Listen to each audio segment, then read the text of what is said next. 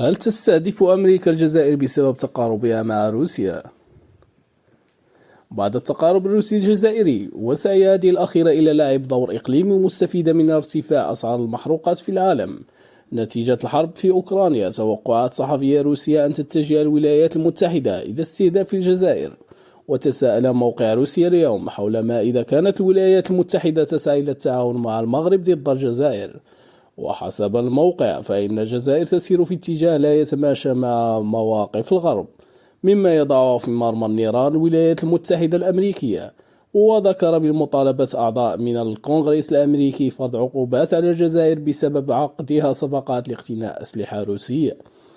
من خلال رسالة بعثوها إلى وزير الخارجية أنتوني بلينكن، طلبوا فيها بتطبيق قانون مكافحة أعداء أمريكا الذي أقره الكونغرس سنة 2017. ويعطي القانون مكافحة أعداء أمريكا للرئيس صلاحية فرض عقوبات على أطراف المشاركة في معاملات كبيرة مع ممثلي قطاع الدفاع أو الاستخبارات في حكومة الاتحاد الروسي. وقد فوض الرئيس تلك السلطة إلى وزير الخارجية بالتشاور مع وزير الخزانة. ويضيف المقال بأن الخطوات التي اتخذتها الجزائر تسعى من خلالها إلى الاستمرار في تبني سياسات لا تتماشى بالضرورة مع مصالح الغربية، مشيرا إلى أن ذلك دفع المغرب للانحياز إلى الغرب من خلال تطبيع العلاقات مع إسرائيل بدعم من إدارة الرئيس الأمريكي في ذلك الوقت دونالد ترامب.